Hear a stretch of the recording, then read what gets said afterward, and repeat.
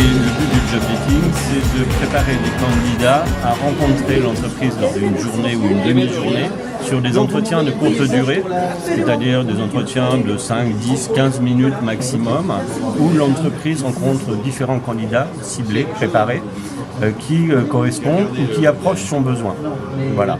Donc il peut déjà faire une présélection, le Pôle emploi fait déjà une présélection, fait une préparation de l'entreprise, et elle fait des pré-entretiens de recrutement, parce que c'est en un quart d'heure bien évidemment qu'elle prend sa décision, mais au moins elle peut détecter des potentiels et des profils qui seraient susceptibles de l'intéresser, et donc avoir une sélection de candidatures, pouvoir en choisir quelques-uns et après aller plus loin dans le recrutement. Donc c'est véritablement trouver un moment pour faire rencontrer des demandeurs d'emploi et des entreprises qui recrutent, qui ont des besoins et qui vont pouvoir sélectionner des candidats sur des entretiens. C'est pas du speed dating, mais c'en est pas très loin. D'accord. Et quels sont les secteurs concernés ?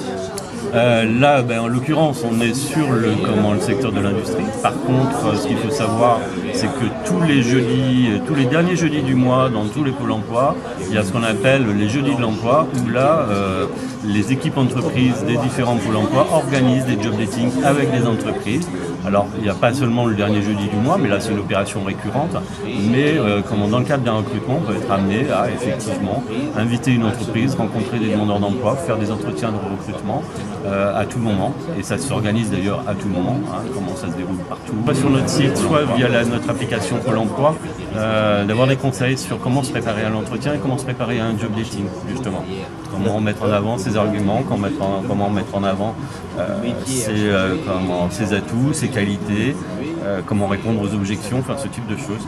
Et donc ça, il ne faut pas hésiter à aller sur le site Pôle emploi.fr, Pôle emploi, où vous allez retrouver tous ces conseils-là. Merci. Voilà. Merci beaucoup. Qui est essentiel et qu'ils puissent voir le plus de métiers possibles, de champs professionnels, pour pouvoir découvrir d'autres métiers que ceux vers lesquels ils iraient naturellement s'ils se référaient simplement au métier de leurs parents ou de leurs proches. Donc, à cause de cette priorité, toutes les actions sont intéressantes quand elles sont tournées vers le territoire, vers la découverte des métiers, vers les partenariats aussi qui nous permettent justement d'ouvrir les horizons des jeunes, surtout la Seine-et-Marne aussi. Dans ce cadre-là, la Semaine de l'Industrie est évidemment particulièrement intéressante parce qu'elle offre aussi de nombreux débouchés à tous les niveaux, que ce soit dès le CAP ou sur les formations post-bac. Tout est ouvert et c'est intéressant aussi pour nos jeunes. Sur les actions menées par l'éducation nationale, évidemment, nous sommes partenaires avec tous les acteurs qui sont présents ici. Et c'est évidemment très important pour nous d'avoir ce partenariat. Je mettrai peut-être simplement l'accent plus spécifiquement sur les actions formation initiale organisées à proprement parler par l'éducation nationale grâce à l'ingénieur pour l'école qui est issu d'EDF et qui est détaché auprès de l'éducation nationale, qui donc a pu monter cette année cette action autour du domaine de l'énergie et des rencontres avec les entreprises qui travaillent sur le recyclage. Donc énergie douce, etc., ou énergie pure aussi. Cette action, du moins, sur le territoire de la Seine-et-Marne. Il y en a d'autres aussi, certains collégiens vont parfois dans 93, 94. Côté formation continue, trois actions plutôt en partenariat avec Pôle emploi. M. Briand en a parlé tout à l'heure. Des informations collectives à destination des demandeurs d'emploi qui sont organisées par le réseau des Greta.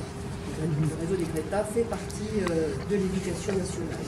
Trois actions qui seront menées. Il en a déjà parlé, je n'y reviens pas, à Torigny-sur-Marne, Damary-Lélis et puis Tournant.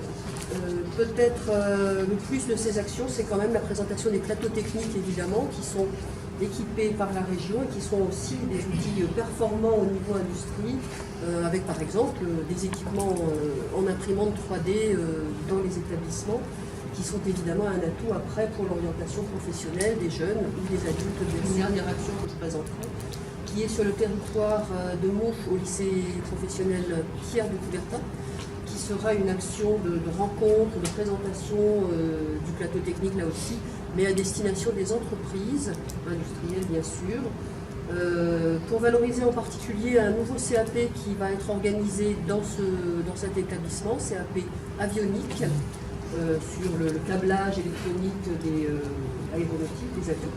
qui doit commencer cette année et qui est à destination des adultes. On a un partenariat là aussi avec le Contact qui est intéressant.